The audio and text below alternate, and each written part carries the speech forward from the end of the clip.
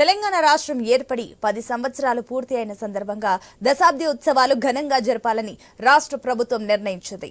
కాంగ్రెస్ అధికారంలోకి వచ్చాక తొలిసారి అవతరణ దినోత్సవం కావడంతో వేడుకలను ప్రతిష్టాత్మకంగా జరిపేందుకు ప్రభుత్వం భారీ ఏర్పాట్లు చేస్తుంది.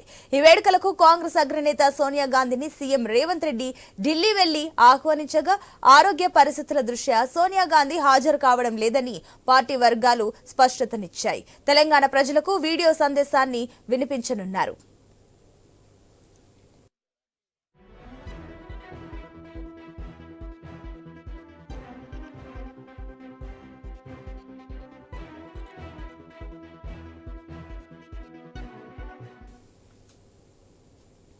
అవతరణ వేడుకల కోసం పరేడ్ గ్రౌండ్స్ ముస్తాబవుతుంది.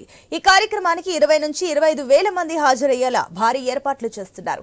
ఈ కార్యక్రమానికి జూన్ 2న ఉదయం 9:30 గన్ పార్క్ లోని అమరవీరుల స్తూపం వద్ద తెలంగాణ రాష్ట్ర సాధన కోసం అమరులైన వారికి సీఎం రేవంత్ రెడ్డి నివాళులు అర్పిస్తారు. అనంతరం పరేడ్ గ్రౌండ్స్ కు చేరుకుని 10 గంటల సమయంలో జాతీయ పతాకాన్ని ఆవిష్కరించనున్నారు. ఉదయం 10:35 తెలంగాణ రాష్ట్ర అధికారిక గీతాన్ని ఆవిష్కరిస్తారు.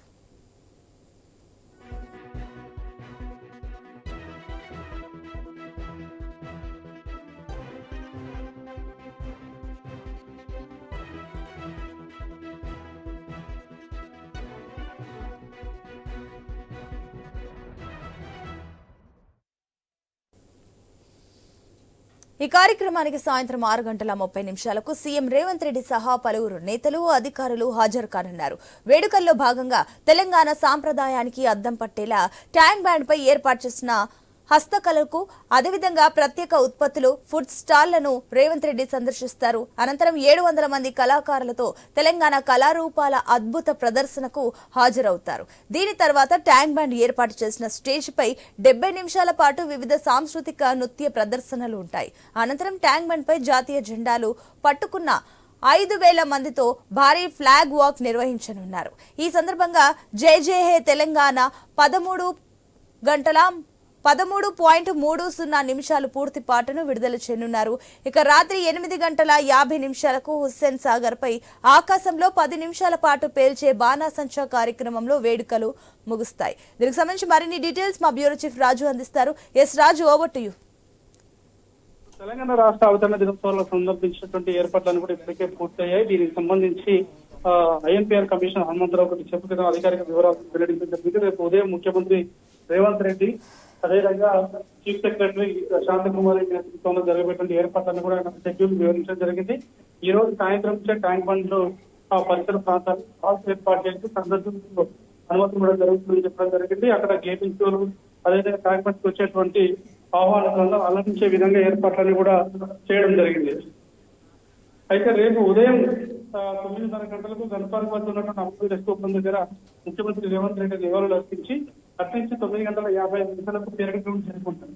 ఆ తర్వాత 20 నిమిషాల పాటు మార్చ్ పాస్ట్, తర్వాత 10:35 తొలిసారిగా తెలంగాణ రాష్ట్రం ఏర్పడిన 10 సంవత్సరాల తర్వాత తెలంగాణ రాష్ట్ర గీతాన్ని అధికారికంగా ప్రకటించబోతున్నట్టుగా ప్రకటించడం జరిగింది. ఆ తర్వాత ముఖ్యమంత్రి ప్రసంగం ఇస్తారు. తర్వాత తెలంగాణ రాష్ట్ర ఉద్యమంలో పనిచేసినటువంటి వాళ్ళందరికీ, ఉద్యమకారులందరికీ కూడా గౌరవంగా వాళ్ళందరికీ అవార్డులు ఇవ్వడం, వాళ్ళందరినీ సత్కరించడం లాంటి కార్యక్రమాలు ఉంటాయి. అదే రోజు సాయంత్రం 6:30 ఉదయం మళ్ళీ ట్యాంక్ బండ్కి రావడం, ట్యాంక్ బండ్ సాంస్కృతిక కార్యక్రమాలు, అదేవిధంగా జై జై హే తెలంగాణ పాటకు సంబంధించినటువంటి ఫుల్ సాంగ్ ఫ్లాగ్ వాక్ కూడా ఏర్పాటు చేశారు. దీంతో దాదాపు 5,000 మంది విద్యార్థుల చేత జాతీయ జెండాను పట్టించి వాళ్ళందరితో కూడా మార్చ్ పాస్ట్ చేయించడం అనేది జరుగుతుందని చెప్పారు. అదేవిధంగా కీరవాణి, అదేవిధంగా జేఆర్ఎస్ అందరికీ కూడా ఘనంగా సన్మాన కార్యక్రమం చేపట్టాలని చెప్పేసి కూడా నిర్ణయించినట్టుగా కొద్దిసేపటి క్రితం ఐఎన్పిఆర్ కమిషనర్ హనుమంతరావు వెల్లడించడం జరిగింది.